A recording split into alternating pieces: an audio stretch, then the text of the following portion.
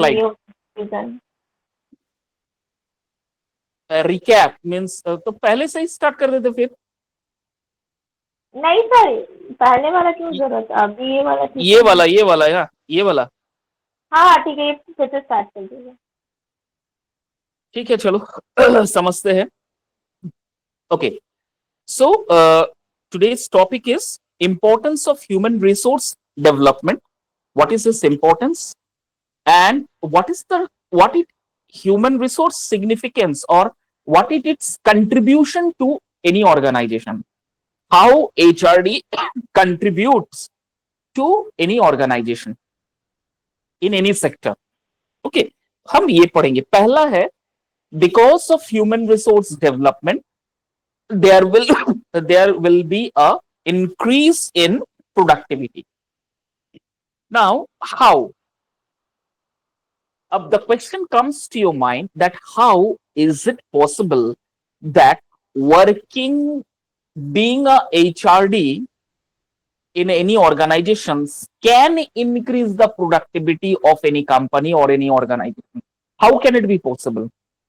Will it be possible that एक HRD का recruitment हम करते हैं और उनकी वजह से, वो डिपार्टमेंट की वजह से इन प्रोडक्टिविटी जो है, कोई भी ऑर्गेनाइजेशन का प्रोडक्टिविटी जो है वो फिर इंक्रीज हो जाता है, उनका वो इंक्रीज हो जाता है, प्रोडक्टिविटी लेवल जो है, इकोनॉमिक लेवल या productivity level, revenue level of that organisation gets increase. How can it be possible? How can it be possible? ये तो कोई जादू मंत्र है क्या? तो देखो रीजन क्या है। एचआरडी जो प्रोग्राम्स होता है, equipped with employees with the skills and knowledge they need to perform their jobs effectively, leading to higher productivity and efficiency. ये स्लाइड में थोड़ा सा बताया गया है। अब पावर पॉइंट या स्लाइड जो प्रेजेंट हम कर रहे हैं उसमें तो कभी डिटेल्स दिया नहीं रहता है, लेकिन एक एक वर्ड को हम समझते हैं। पहला वर्ड क्या लिखा है?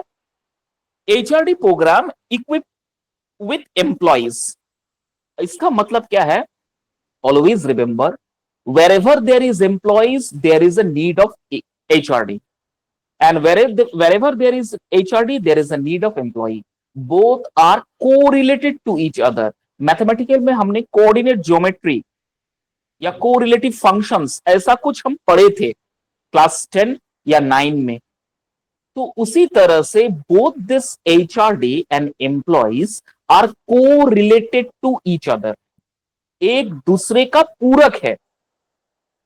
मतलब एक अगर सर्किल को हमें पूरा करना है, if I need to complete a circle, then the combination of this two is very very important.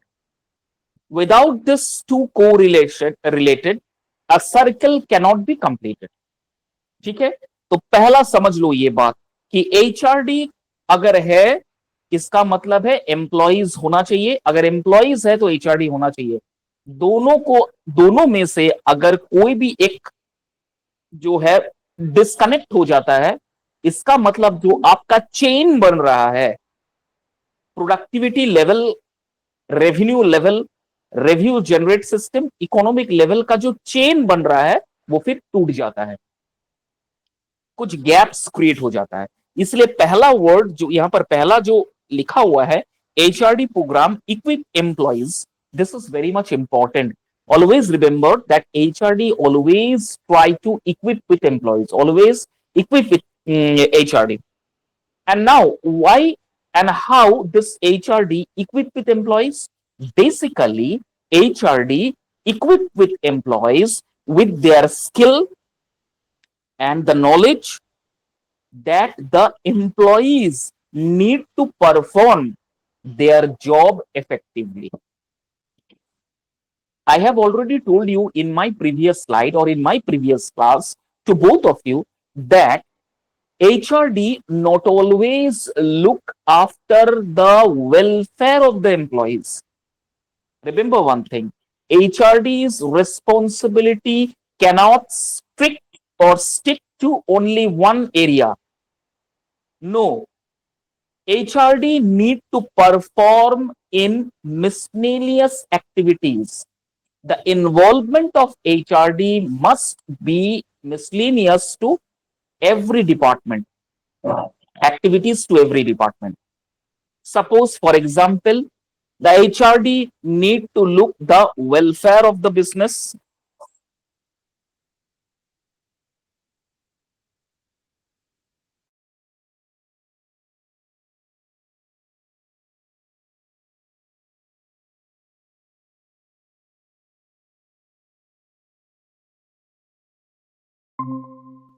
Sorry, there is a call from my college. That's why there is an interruption.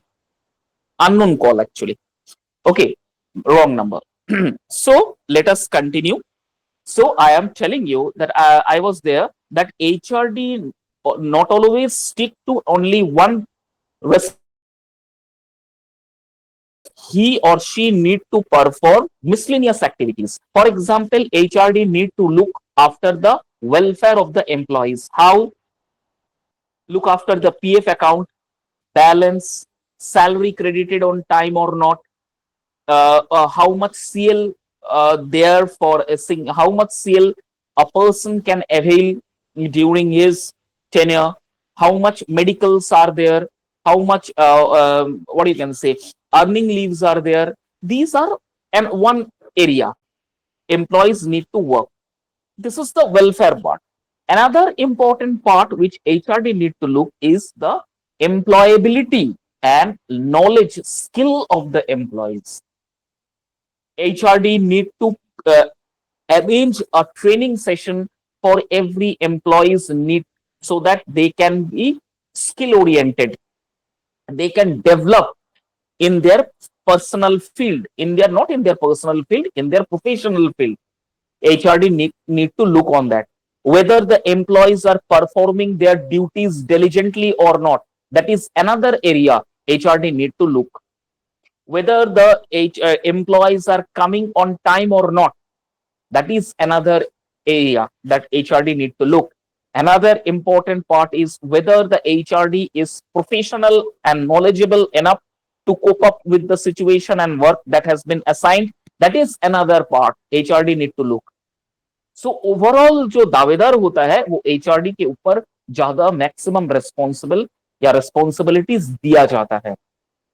इतना सारा areas में human resource development को देखा जाता है, तब जाके उस कंपनीज का प्रोडक्टिविटी लेवल अप होता है. क्योंकि अगर एचआरडी सही तरीके से अपना जॉब परफॉर्म कर रहा है, इसका मतलब एम्प्लॉयज भी उसी अच्छी तरीके से अपना नॉलेज, स्किल, परफॉर्मेंस से इन कंपनीज का ग्रोथ, रेवेन्यू को और ज्यादा से ज्यादा जनरेट कर रहा है.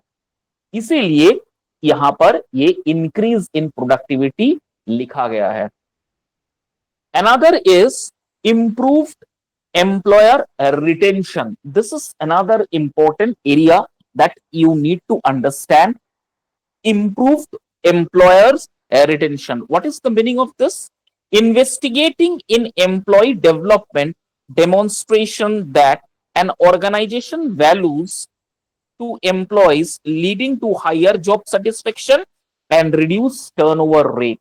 Many employees are there who for a few for extra amount of money or some extra charges or extra profit, they switch over to another company, and that is really a very bad decisions taken by the employee, and the responsibilities all on depends on the HRD, because higher level management will ask the questions to the HRD that under your surveillance or under sorry not surveillance, under your guidance, how a employee quit his job without making any what, without giving prior information.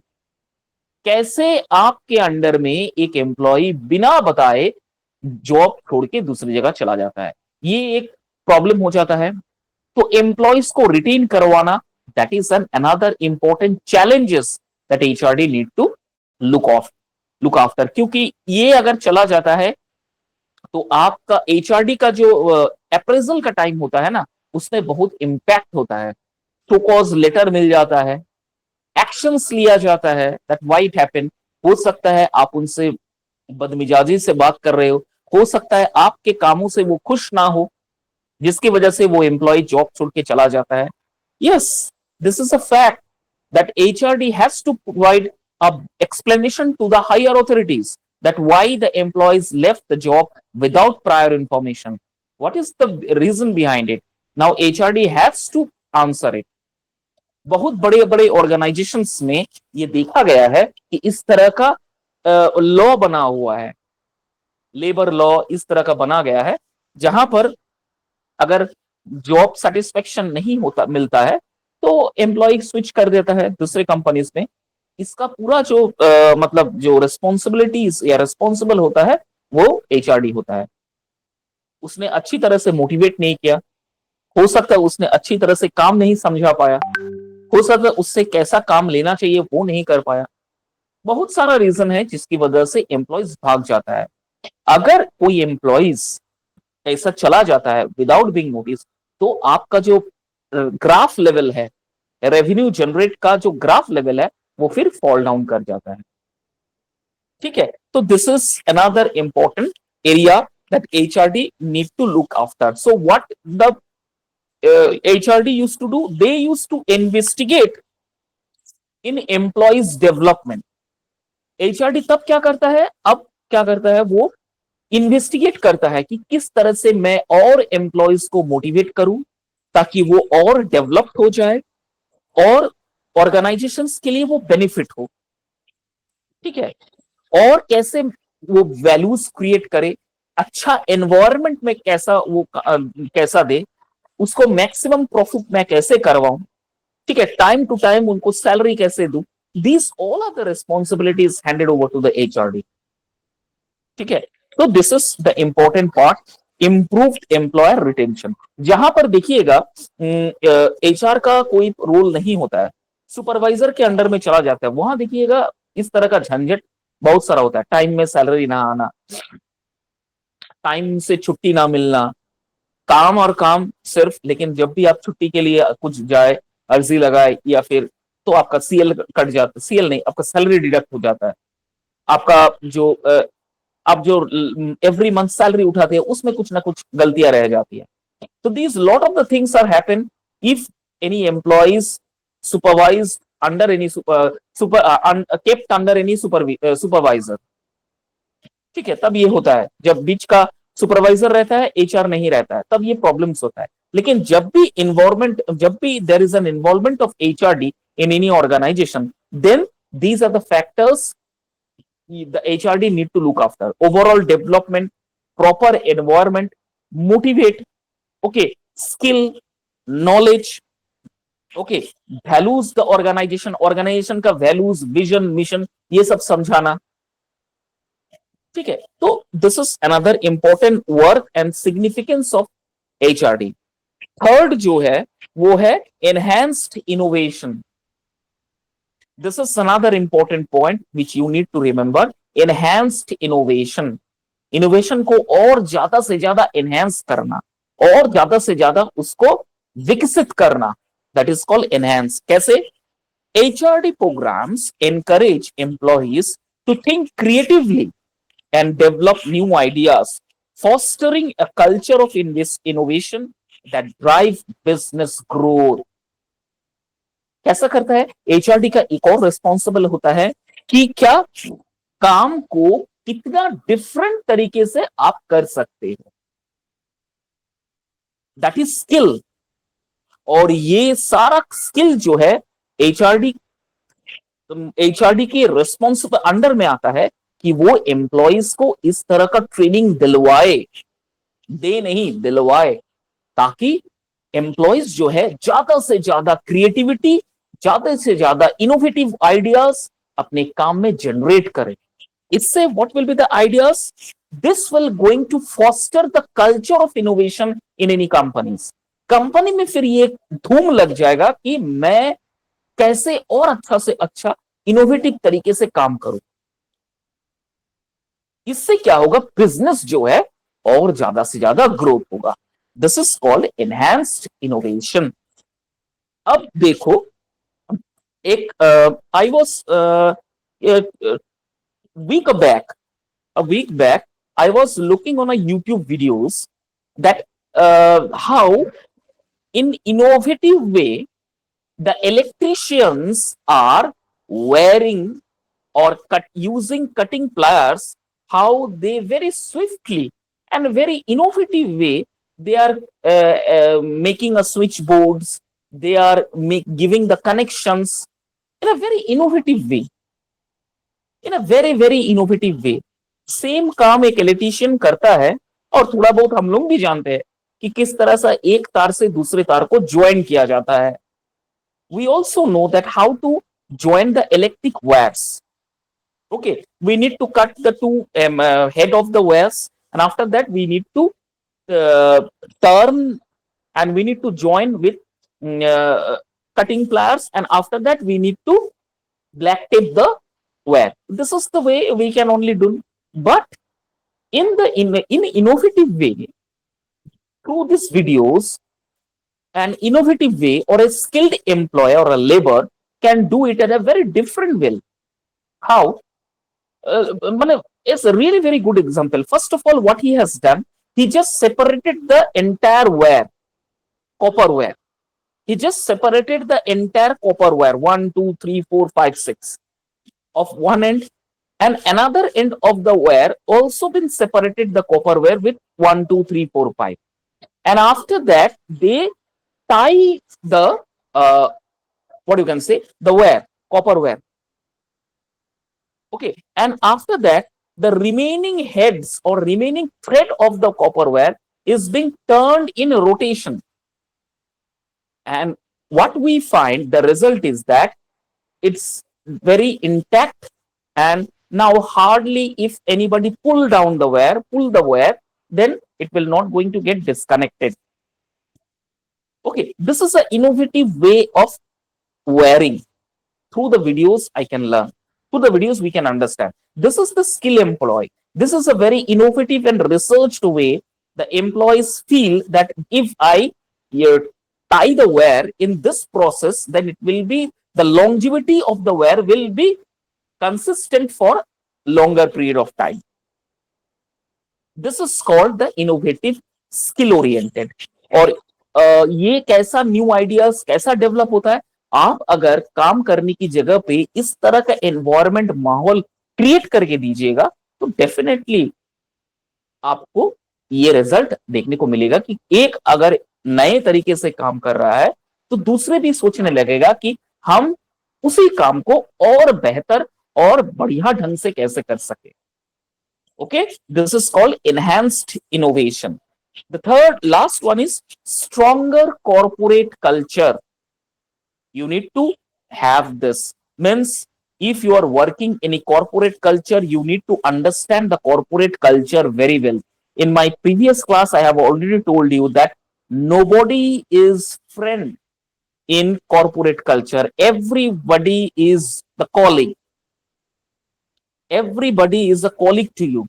Don't accept that he is my best buddy in the corporate sector. No, you are completely wrong. In a corporate sector, nobody is your friend. They all are interdependent on everyone. All are dependent to one and one. Everyone is dependent to one and all. Always remember one thing. Okay, that is why you should behave in an ethical way.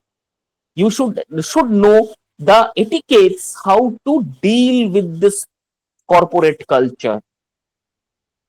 Okay, so this is the way. And also you need to have a sense of community. You need to have a very good sense of community in the values with organization. Okay, how can I say something like that? Community, you need to understand having a sense of community. Suppose, for example, you are working in a environment, you are working in a corporate culture. Hindu corporate employees are also there. Some Muslim corporate employees are also working in the same office. Now, say for example, Mr. X, a corporate employee of Hindu culture, sitting on a chair, Hindu employee There is another Muslim guy who is sitting in a same corporate, or in a same on another chair in a same corporate office. Now every day you need to go there, you need to sit on your chair, you need to make an interactions, you need to talk. Okay, you need to talk on their performances, on your work, you need to talk on a lot of things on any matter, but never ever going to disclose your community, your interest about your personal life to your colleague. This is one of the most important thing. So these are the things you need to understand. Always try to remain positive when you are working in a company. I always try to be supportive to everybody while working in the corporate sector. ये सारा कुछ ना बहुत मायने रखता है, इतना easy चीज नहीं है. ठीक है, एचआर जो है इतना इजी चीज नहीं है, या कॉर्पोरेट कल्चर जो है उस चीज को एक्सेप्ट करना बहुत बहुत टफ होता है. क्योंकि कॉर्पोरेट कल्चर में जिस दिन आपका एंट्री हुआ, इसका मतलब क्या है बोलो तो, जो घर है आपका उसे ऑफिस समझना पड़ेगा, जो ऑफिस है आपका उसे घर समझना पड़ेगा. Because corporate sector maximum time limit is 12 to 14 hours of shifting होता है. 12 to 14 आवर्स ऑफ शिफ्टिंग होता है, उससे कम तो होता ही नहीं है. And for girls 9 hours compulsory shifting every day. इसीलिए मैंने कहा अपना घर को ऑफिस समझो और अपना जो ऑफिस है घर समझो.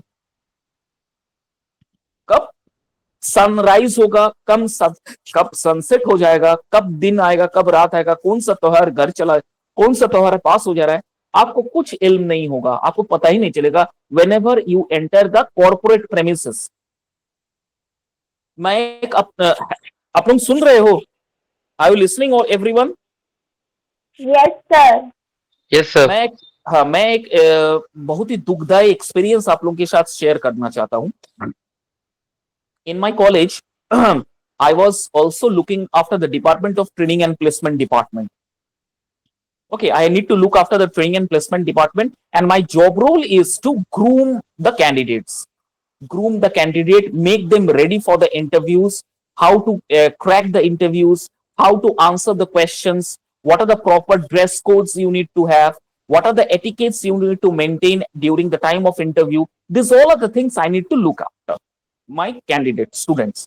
So after the selection process, many students are there who have get the offer letters, and maximum students get the opportunity to work the eastern region. Eastern region means Calcutta region. Okay, I was talking about a software company in my CSC department. A company from IBM, I think IBM or any Dell or Hewlett Packard, HP. They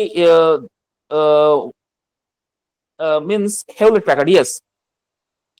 They come down to take the interviews, and suddenly few of our students from CSC department got the selection. And this few of the students, few girls are also there. So they were at the initial stage, they are very excited. They are really very excited that the first time we got a job, because the first job really going to create an extra amusement and extra excitement in you, inbuilt in you. So they are really very excited. Okay, they are treating everybody. They are giving the treats to everyone.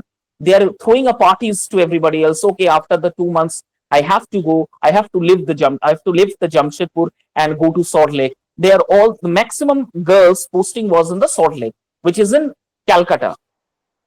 Okay, so Calcutta, from Jamshedpur to Calcutta is near about 4 to 5 hours of journey.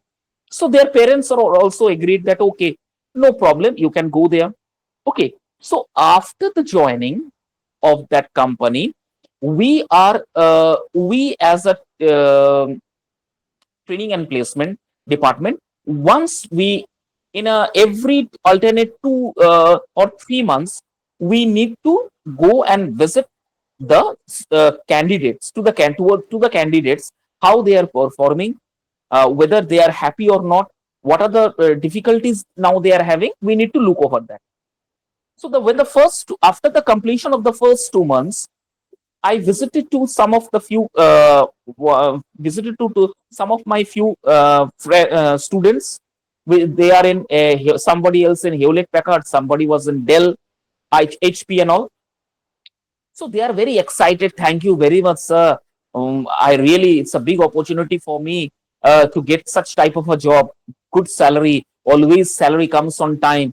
Sir ज्यादा तो work pressure है ही नहीं, सिर्फ 4-5 घंटा का ही काम है, उसके बाद सारा दिन बैठे रहना सर, गप्पे उड़ाना, मौज मस्ती करना। उनको पता नहीं है corporate culture, being a fresher, पहले आपको इस तरह से ऑब्जर्व किया जाता है, उसके बाद धीरे धीरे after the completion of 6 months as a provisional repeat, तब आपको धीरे धीरे काम दिया जाएगा। मैं बहुत खुश था।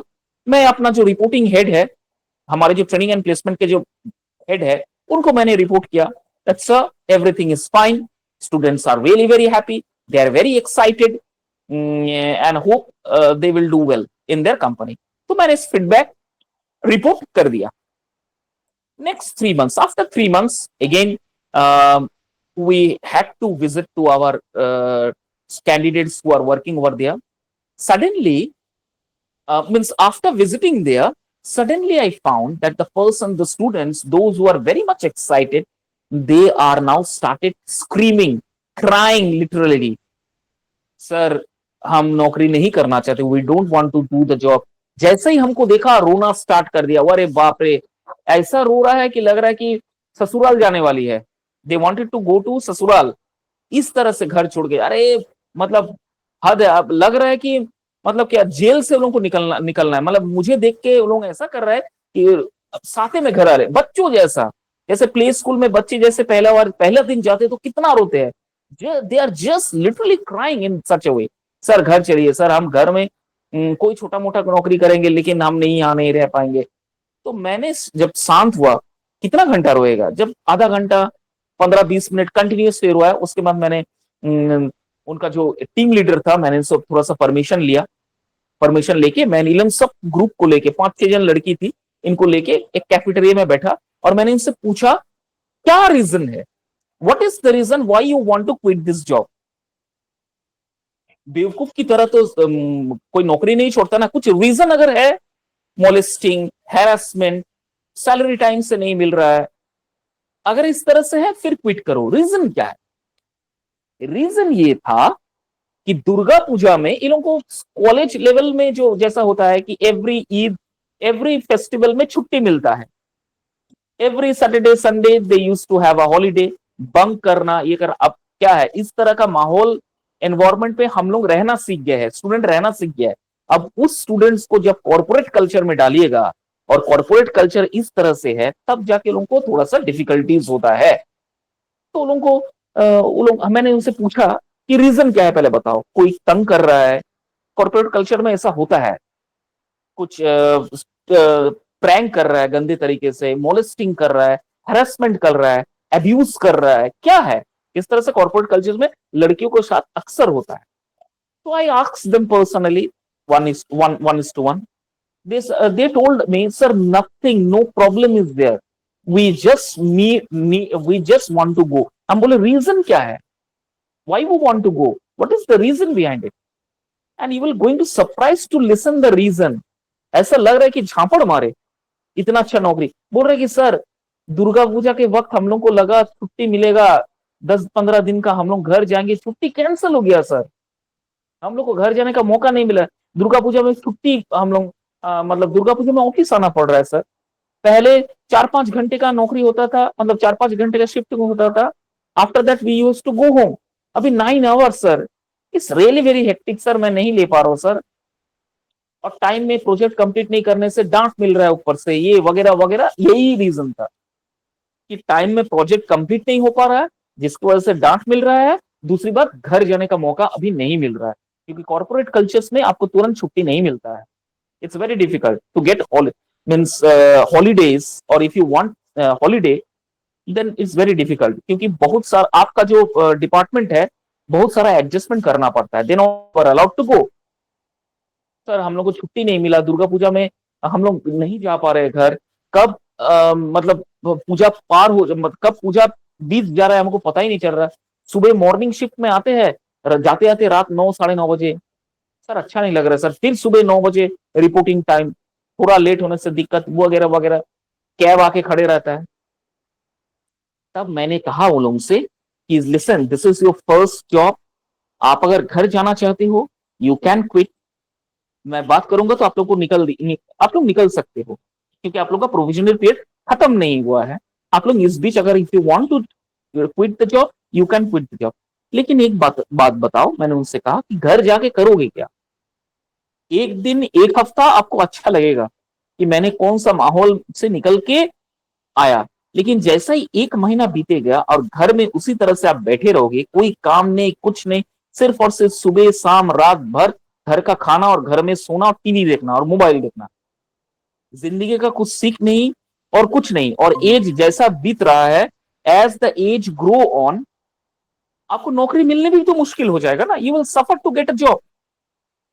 तो इतना अच्छा opportunities whenever you are getting such type of opportunities, आपको ग्रैब करना चाहिए। ओके ठीक है, नए हो कोई बात नहीं, प्रोविजनरी पीरियड जैसा ही खत्म होगा आपका, ट्रेनिंग पीरियड जैसा ही खत्म होगा, definitely you will going to get a holidays, आप लोग को हॉलीडे मिलेगा, छुट्टी मिलेगा, घर जा पाओगे। लेकिन ये थोड़ा सा रीजन के लिए अगर आप नौकरी क्विट करना चाहते हो तो आपसे बड़ा दुनिया में बेवकूफ और तीसरा कोई नहीं है। किसी तरह से मैंने समझाया उन लोगों को, कोई कोई माना कोई कोई नहीं माना। उसके बाद 3 महीने के बाद रिपोर्ट आया कि उसमें से 6 में से 2 लड़की छोड़ के नौकरी आ गई और 4 ने वहां पर स्टे किया। उन्होंने, मैंने उनको मोटिवेट किया था, किसी तरह से उन्होंने स्टे किया, प्रोफेशनली पीरियड को पास ऑन किया, ट्रेनिंग सेशन जैसे कंप्लीट हुआ उनको प्रमोशंस मिला, प्रमोशन मिलने के बाद lot of things, lot of facilities, salary hike हो गया बहुत बड़े। अब जो 2 लड़की छोड़ के चली गई थी अब वो लड़की पछता रही है। This is the thing. Okay, तो स्ट्रॉन्ग कॉर्पोरेट कल्चर में अगर आपको रहना है तो कॉर्पोरेट कल्चर को आपको मानना पड़ेगा, तब जाके आप आगे बढ़ पाओगे। अगर कॉर्पोरेट कल्चर को जितना जल्दी हो सके आप अपने लाइफ में इन्वॉल्व करोगे उतना ही जल्दी आपके लिए अच्छा होगा आने वाला फ्यूचर। ठीक है, तो this are the important points of importance of human resource development. Any doubt? No sir. Any any doubt clear हुआ? Yes sir. ठीक है। उसके बाद है structure of human resource development. Human resource development का क्या क्या स्ट्रक्चर होता है ये हम लोग को समझना पड़ेगा।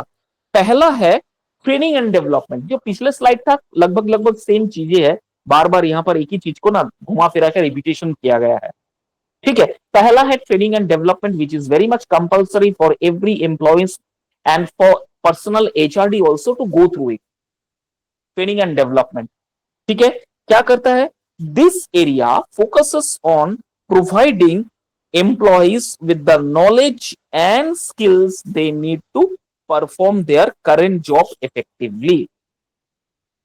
See, Tanuja and to Abhijit, both of you I am telling, if you want to get succeed in your career, not I am talking about the life, I am talking about the career. If you want to get succeed in your career, then you need to learn every day, every new things you need to learn. The more you have the knowledge, the more your skill will going to develop, and the more you will going to have a chance to prepare for the future roles. आपका उतना ही future में आपका जो role आपको मिलने वाला है वो वहीं से दिखना स्टार्ट हो जाएगा। क्योंकि कॉर्पोरेट कल्चर्स में आप लोग जैसे जो भी पेपर आप लोग पढ़ रहे हो, बीपीओ एमबीओ जो भी आप पढ़ रहे हो, इसके बाद तो डेफिनेटली ट्रेनिंग प्लेसमेंट आप लोगों को मिलेगा, definitely you are going to get the placement. अगर प्लेसमेंट नहीं भी मिला तो आप एमबीए जो भी ये पेपर है आगे जाके ये बहुत फायदा देगा आप लोगों को। इसके सर लिए आप कभी तो टाटा सर मैं अभी टाटा मोटर्स में इंटर्नशिप कर रही हूँ, जो आपने बोला अभी वो मैं थिंक को रिलेट कर पा रही हूँ। मैंने तुम्हारा तनुज तू इतना कैसे, the way you speak I couldn't understand any single word, speak clearly. कि मैं जो और टाटा थोड़ा सा माइक को थोड़ा सा दूर रखो, अपना जो हेडफोन है थोड़ा सा दूर रख के बोलो, बिकॉज क्रैक क्रैक साउंड आ रहा है। अब बोलो क्या बोल रही हो। सर, मैं टाटा मोटर्स में कर रही हूँ internship. You are doing your internship from Tata Motors. Okay, yes. very good, very fine. जो After कुछ that, भी है, आप हाँ जो क्या? आपने जो कुछ भी अभी समझाया ना मुझे हाँ, क्लास में, वो मैं रिलेट कर पा रही हूँ। अच्छा, आप उस चीज को रिलेट कर पा रही हो। Okay, yes. मीन्स जो मैंने अभी बोला वो आप रिलेट कर पा रहे हो। फिर इंटर्नशिप तो कर रही हो टाटा मोटर्स में, नौकरी तो नहीं है, इंटर्नशिप कर रही हो, तो फिर कैसे रिलेट कर पा रही हो? इससे पहले कोई नौकरी कर रही थी क्या? वहां पर सर जो वर्कर्स काम करते हैं, तो मैं उन लोगों को देखती हूँ, वो लोग दिन भर काम करते रहते, लैपटॉप से उठते नहीं है वो लोग अपनी जगह से। Yes, this is the thing. ठीक है, this is the thing you need to understand. There is sir no breaks. रहता है, हर हर एक बेड पर एक इंसान बैठा हुआ रहता है, तो वो लोग हिलते नहीं, उस दिन भर मतलब लैपटॉप पे ही रहते हैं। Of course, because they need to complete their work with the stipulated time given by their supervisor. So if they fail to deliver their performance on time, means lot of things they need to understand. A lot of things are there ready to face. They have to face lot of disturbances in their life. Okay, so everywhere, not only in this Tata Motors, I am talking about the every sectors, whether in banking sector, whether it is in education sector, whether it in other industrial sector, organization sector, every organization, every industries had to face this type of problems. रहता है जिस तरह का मतलब projects रहता है, on the basis of that आपको time stipulated time में कंप्लीट करना पड़ता है। नहीं कर पाए तो अलग सा आपको शोकॉज या अलग सा डांट फटकार आपको पड़ने वाला है। तो है ऐसा, ऐसा बिल्कुल है। कुछ भी चीज देख लो, to both Abhijit and to Tanuja I am telling you, कुछ भी अगर आप कर रही हो लाइफ में तो उसको बड़ी शिद्दत तरीके से करो, अच्छी तरीके से करो, ताकि आपका फ्यूचर जो है वो उसमें से डिसाइड हो जाए कि हम किस लाइन पे जाने वाले हैं। ये बात यही पर बता रहा है ट्रेनिंग एंड डेवलपमेंट। जैसे for example Tanuja, you are doing internship, it's a one kind of training you are doing. Internship means you are doing some trainings. Okay, now training means means you need to develop your skill, will going to enhance, you will going to get some extra knowledge, because I am telling you, doing practical work, Tata Motors means fully mechanical. Okay, fully mechanical, fully technical part, fully technical line means, so far whatever you have done or whatever the knowledge you are having right now, not right now, previously, that all knowledge are bookish knowledge related to books, related to your notes, related to the theories, related to the lectures that has been given by your teachers. This much knowledge you are having. But now this is the actual knowledge you are getting. That internship means practical knowledge, how the equipments will going to work, how the machineries will going to function, each and everything will be given you the trainings to enhance your knowledge more and more. और ये आपको आगे जाके बहुत फायदा देगा। Internship is very very important, training is very very important. अगर ये आप अच्छी तरीके से करोगे तो आपका जो एरियाज जिसमें आप जाना चाहते हो, फोकस करना चाहते हो, जहां आप ग्रो करना चाहते हो, वहां आपको बहुत फायदा पहुंचाएगा this training and development. Okay, because training development जैसा ही आप कर रहे हो, आपका स्किल ऑटोमेटिकली इंप्रूव होगा, है ना? तो आपका क्या होगा, इफेक्टिव परफॉर्मेंसेस देखने को मिलेगा, जो कि आपके फ्यूचर के लिए सबसे अच्छा पोजीशन है। This is called training and development. Next है career planning development. This is another important thing, career exploration, career planning is another important part. बहुत सारे स्टूडेंट्स को अब ये टॉपिक सब इस तरह से टॉपिक है ना कि एक एक स्लाइड पढ़ाने में एक एक दिन गुजर जाएगा, लेकिन कंप्लीट करना मुझसे। Career exploration and career planning बहुत भास्ट थिंग्स है।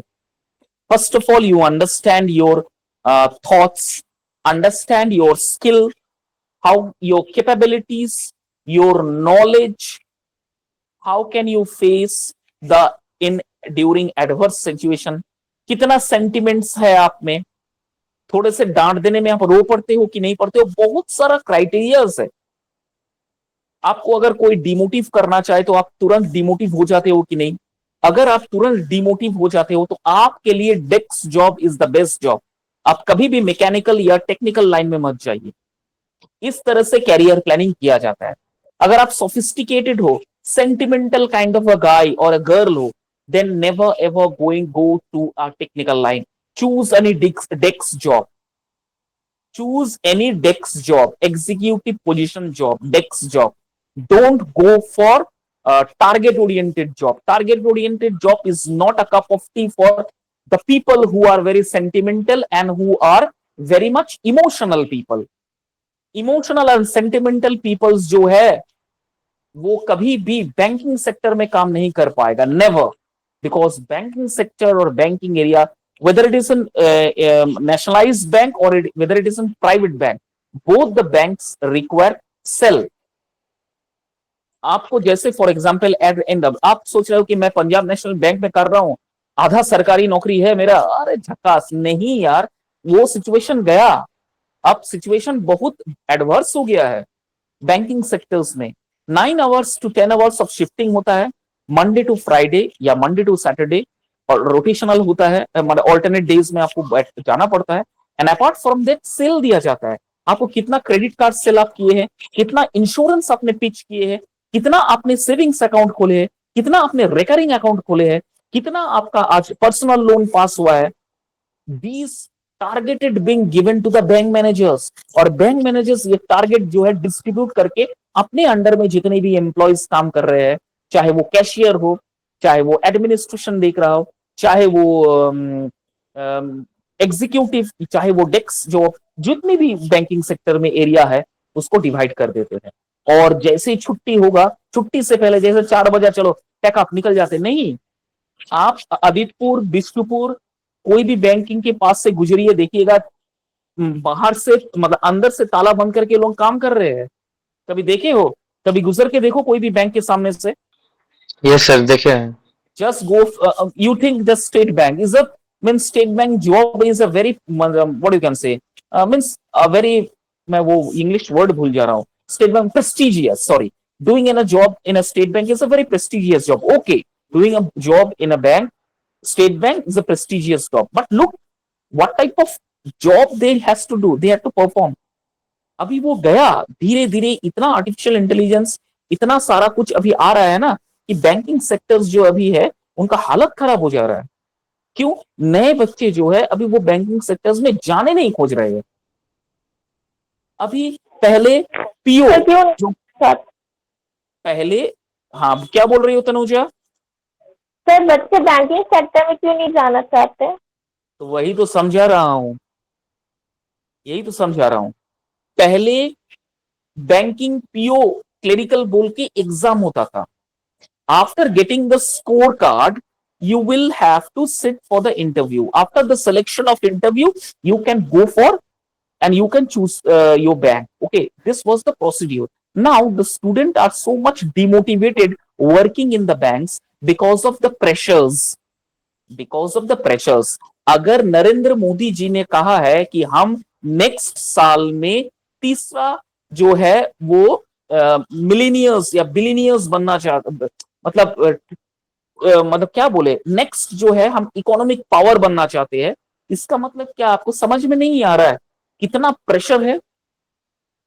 एवरी सेक्टर्स में जो जो काम कर रहे हैं उन पे कितना प्रेशर है, don't you feel like that? अगर हम दुनिया में तीसरे नंबर पर आना चाहते हैं as a economic development country के माध्यम से, तो कितना प्रेशर आपको सेल्स देना पड़ेगा, सेल्स पिच करना पड़ेगा। पहले क्या था? पहले था बैंक में आओ, कोई सेविंग्स अकाउंट खोल रहा है, ठीक है खोल के दो, नो प्रॉब्लम। कोई रिकरिंग करना चाहते हैं, नो प्रॉब्लम, रिकरिंग ओपन करके दे दो, हो गया, चले जाइए। लेकिन अब टारगेट सेट हो गया है ना, इसीलिए करना नहीं चाहते। Nobody wants to work in target. अब मैं अगर यहां पूछूं तनुजा से, Tanuja are you comfortable enough to work in target oriented job, sales marketing job, will it be okay? No sir, मुझे टारगेट बेस्ड पसंद नहीं नहीं होना है। चाहिए ना टारगेट बेस्ड असेस, तो तुम्हारे लिए बैंक की नौकरी बिल्कुल नहीं है। Because now days if you are working like to work in a bank, you will be going to get set target. Is within 2 months आपको इंश्योरेंस सेल करना पड़ेगा, एनी हाउ आपको नेट बैंकिंग ओपन करना पड़ेगा, आपको savings account इतना खोलना पड़ेगा, आपको इतना रिकरिंग फॉर्म जमा करना पड़ेगा, आप इतना पर्सनल लोन आप डिसबर्स कीजिए, होम लोन आप इतना कितना सेल किए हो, ये आपको हिसाब मांगा जाएगा। अगर आप उसमें कमियां दिखाते हो तो आपका तुरंत ट्रांसफर हो जाएगा। Don't you feel like that? This is a very tough job for you everybody. इसलिए मैं कह रहा हूं कैरियर प्लानिंग एंड डेवलपमेंट एक अलग मुद्दा है, वो एक बहुत सोफिस्टिकेटेड और समझने वाली चीज है। जैसे मैं बता रहा हूं, according to your nature you need to choose your job. For example, the people who are very sensitive emotional people, they doesn't, they never ever choose any sales targeted job. Sales oriented job is not a cup of tea for them. Insurance not a cup of tea for them. They only need to go for any teaching profession, any school profession or any college profession. University में भी नहीं जा सकता है, university में बहुत ज्यादा pressure है। बहुत सारे यूनिवर्सिटी में शाम को 7-7 बजे तक चलता है। जैसे for example Netaji Subhash university 2 mode में चलता है। Have you ever listen the name of Netaji Subhash university? Idle बेरा आपका सर भिलाई पहाड़ी में है। उस यूनिवर्सिटी में अभी रिसेंटली वो 2022 से इस चीज को किया है, वो 2 शिफ्टिंग में चलता है। इतना सारा ब्रांचेस है ना, तो बिल्डिंग छोटा है, इसीलिए वो 2 मोड्स या 3 मोड्स में चलाते हैं। सुबह मॉर्निंग 6 से 1, उसके बाद सेकेंड 10 से 4, थर्ड 3 बजे से लेके शाम के 7 बजे तक। अब सोचो, एक टीचर सुबह 6 बजे से आ रहा है, तो वो तो 1 बजे या 2 बजे चला जा रहा है। आपको लग रहा है कि चला जा रहा है, नहीं, अगर वो आता है तो शाम को 4 बजे रहना पड़ेगा, रहना पड़ेगा। अभी एक नया कोर्स चालू हुआ है प्रोफेशनल, वर्किंग प्रोफेशनल के लिए। अभी एआईसीटीई ने, यूजीसी ने recommend किया है कि वर्किंग प्रोफेशनल जो काम कर रहा है वो उसको भी पढ़ने का हक है। तो ये जितने भी नए नए चीज एक्सप्लोर हो रहा है, नया नया चीज आ रहा है, हर एक जगह पर ये टारगेट ओरिएंटेड हो गया, टारगेटेड ओरिएंटेड हो गया। तो जो बंदा इमोशनल तरह का है, उनको कभी इस तरह का सेक्टर को चूज नहीं करना चाहिए। They always try to good go for any school sector और up to college level, that's fine. Don't go for any university level because you cannot handle the pressure of university level. Lot of paperwork, administrative work apart from a faculty, you need to do that. Otherwise, नेक मतलब आपका course file तैयार करना, syllabus complete करवाना, उसका PDF बनाना, question form, question patterns, answer evaluation, उसका marks चढ़ाना, उसको फिर ईआरपी में डालना, ईआरपी में वो लिस्ट को एनलिस्ट करना, रजिस्ट्रेशन मेंटेन करना, रजिस्टर में जितने स्टूडेंट का नाम है उसका काम करना। माय गॉड, सैटरडे एक वर्किंग डे होता है जिसमें सुबह से लेके शाम को 4 बजे तक ये कंप्लीट होना पड़ता है। University is a very tough level job for those candidate, जिसमें जो इमोशनल है वो कभी मत जाइए यूनिवर्सिटी में काम करने के लिए। You are not fit to work in a university. तो आपके लिए school is the best, college best, उससे आगे नहीं। हाँ, अगर कोई डेस्क जॉब आपको मिल जाता है, जैसे for example data entry job, इस तरह का कुछ अगर मिल जाता है, you can do that. Those are very well groomed, a very good personality, are knowledgeable, skill oriented, they can choose for any corporate sector job. That person can enrich, that person can shine in doing corporate sector job. Another important categories of a person are there who can choose for better sector. The persons who are very hardcore students, जो कि बहुत hardcore है, घर बार परिवार के लिए उतना उतना समय नहीं है उनके पास, कहीं भी डाल दीजिए वो कहीं भी अच्छे नौकरी कर लेगा, बस पैसे से मतलब है। इस सब बंदे को सेल्स में डाल दीजिए, ये सब बंदा आपको परफॉर्म करके देगा। इस तरह से अपने आप को जज करके कैरियर एक्सप्लोर किया जाता है, और हम लोग यही करते थे। When I was after taking the classes, मैं तो प्रोफेसर था ही, उसके अलावा ये काम करता था। I used to look after the training and placement department. So हमें एनालाइज करके बताना पड़ता है कि this job is perfect for you, you can go and select for this job. जैसे बहुत सारे कैंडिडेट होता है जो घर के बाहर जाना ही नहीं चाहते। अब मैं माँ पिताजी को छोड़ के कैसा जाऊंगा, मेरा एक भाई है, ये है वो है, इमोशनल फैमिली फूल। तो उनके लिए क्या है, आप जमशेदपुर में ही नौकरी कीजिए। अब एक्सपेक्ट मत कीजिए कि जमशेदपुर में नौकरी करने के बाद आपको 45-50,000 या 35,000 25,000 सैलरी होगा। Never, no. 16 to 17,000 मैक्सिमम, उससे अलावा आपको नहीं मिलेगा। ठीक है, इस तरह से कैरियर एक्सप्लोरेशन किया जाता है। हाँ बोलो। सर एचआर के भी एचआर के भी ये होते हैं क्या, जैसे जूनियर एचआर, एसोसिएट, सीनियर, वो ग्रुप वाइज भी होते हैं क्या एचआर? हाँ, एचआर जूनियर तो बोल के कोई नहीं होता है। असिस्टेंट एचआर एग्जीक्यूटिव और सीनियर एचआर एग्जीक्यूटिव, ये दो पोस्ट होता है। असिस्टेंट एचआर एग्जीक्यूटिव मतलब क्या, आपको एचआर जो सीनियर है उसके अंडर में आपको रहना है, वो जो जो काम आपको बोलेंगे वो काम आपको करना है। Okay sir. The last one is performance management. The last one is performance management. This element focuses on setting performance goal, providing feedback, and evaluating employees' progress. Performance management systems are designed to identify the areas of improvement and support individual development.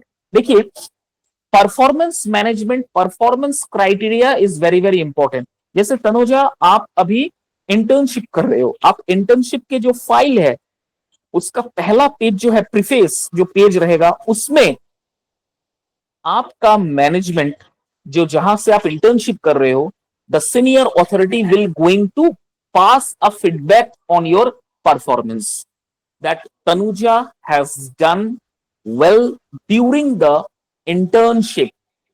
He has performed meticulously in this department. I hope great success in her coming future. ये लिख के वो signature करेंगे, इसका मतलब है good feedback, अ very good feedback.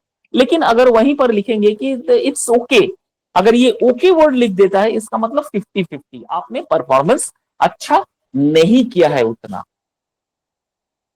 ठीक है, इस तरह से परफॉर्मेंस किया जाता है। हर एक जगह पर यह है, हमारे कॉलेजेस में ये फीडबैक फॉर्म दिया जाता है, जहां पर स्टूडेंट से फीडबैक लिया जाता है कि whether the teacher is capable enough to teach properly और नॉट। फिर स्टूडेंट का फीडबैक लिया जाता है टीचर्स से। अपार्ट फ्रॉम दैट, हमारे जो एचओडीज होते हैं उनका पास भी हमारे फॉर्म जाते हैं कि ड्यूरिंग द टेन्योर ये कैसा फैकल्टी था। तो feedback is very much important. जहां जहां कुछ भी कमेंट पास किया जाता था, वो हमारे लिए एक प्लस पॉइंट होता था कि हम उसमें ज्यादा से ज्यादा मेहनत करके अपने आप को सुधारे। This is the way the management perform. तो ये हो गया total structure of human resource development. कोई डाउट है तो पूछो। Any doubt? No sir, I understand now. Understand, ठीक है। चलो आज यही रख देते हैं, नेक्स्ट क्लास हम लोग करेंगे। Of human resource development. हाँ, नो सर, याद रखूंगी कि structure of human resource development तक आपने पढ़ा है। नेक्स्ट हम लोग याद रखना नहीं है, समझ में आया कि नहीं पहले बोलो, क्लियर हुआ है? ये सर क्लियर हो गया। अब तक जो मैंने बक रहा था, is it clear to you? कोई डाउट तो नहीं ना? No No, sir, sir. कोई पक्का? Yes, sir. इसका मतलब मैं फीडबैक जो ले रहा हूँ ये अच्छा है कि क्लास अच्छा रहा?